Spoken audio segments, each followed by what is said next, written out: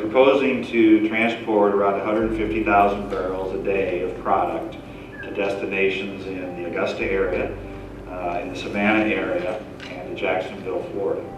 We expect about 50 to 60% of the product of this line to be delivered to existing terminals in North Augusta, servicing the Augusta area, to a newly constructed terminal in Richmond Hill near Savannah, and the remaining product, other 50% of the product, to Florida and South Carolina.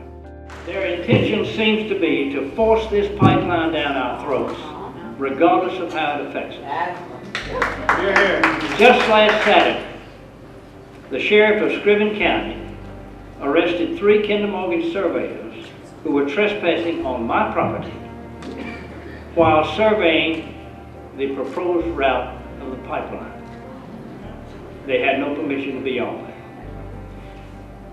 Their proposition is summed up well in the remark made by their surveyor, Emmett Horn. He told the Scriven County Deputy Sheriff, and this is in the report, and I quote, "You can't stop the pipeline. They have enough money to push the pipeline straight through the county," end quote. Eminent domain is used as a last resort. If the landowner can't be bargained with, then for the greater good of the country or the state, they're pretty well forced to go along the program. But they have the option the whole time to negotiate. The company doesn't want to carry them to court for eminent domain. That costs money, time, aggravation. I've been to court before. It's a very slippery slope to grant a for-profit company the right of eminent domain. I mean, where do we draw the line once we open this up? There will be no reset buttons. It will be a Kroger, a CVS, a Burger King that comes to this community and says, hey, we have a necessity for this. Once that is established, it is hard to pull back from it.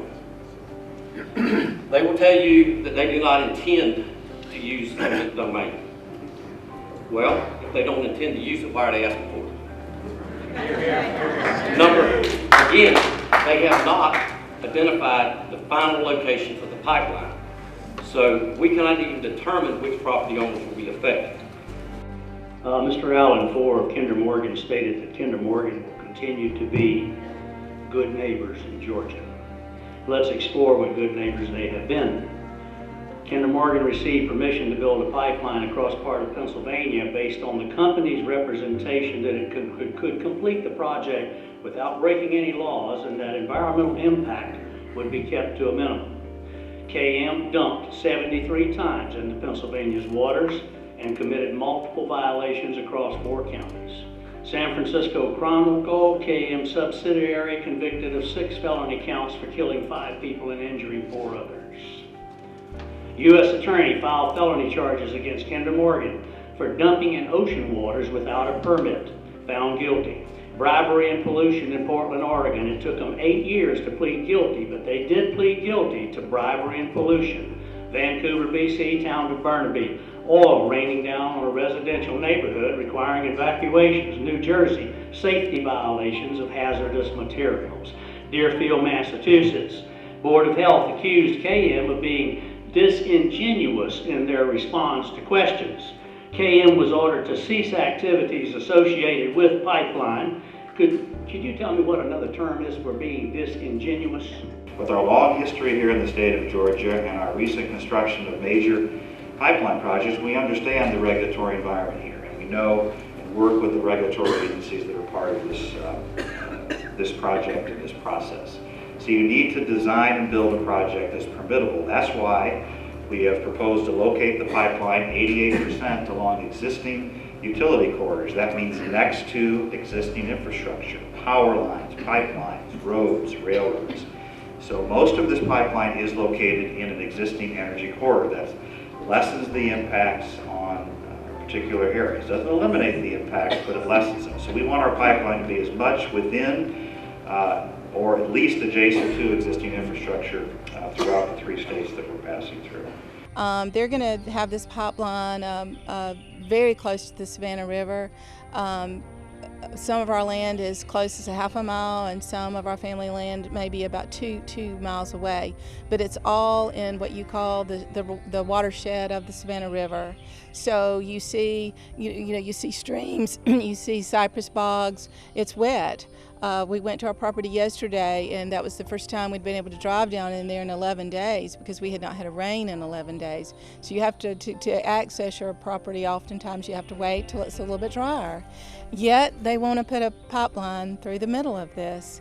And if you have any kind of slow leak or any kind of problem, it might be months before it's ever detected, because there are not, it's like a nature preserve down there. There's just hundreds and hundreds of acres.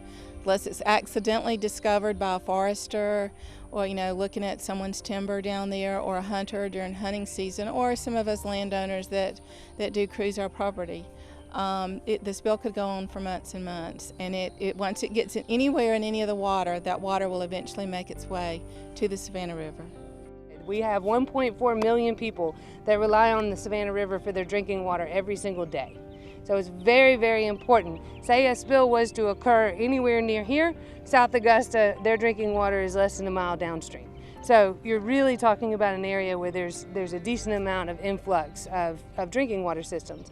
What's even scarier, because they're only crossing the Savannah River in one place, and they're going through these wetlands and this area in between Augusta and Savannah, is that there aren't municipal drinking water systems between here and Savannah, not a lot of them.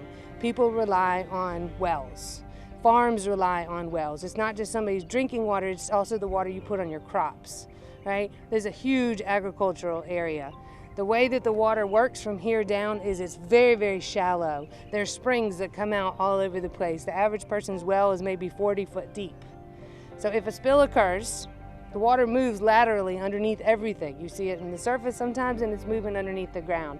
So if we do have a spill, not only is the river at risk, but there's no telling how far that plume could get out and get into other people's drinking water. And see, once you get into a farm, it could be, maybe a 1,000-acre farm. Yeah, that may be one family who can no longer drink out of their well, but you've also lost this big area because you cannot grow crops with gasoline.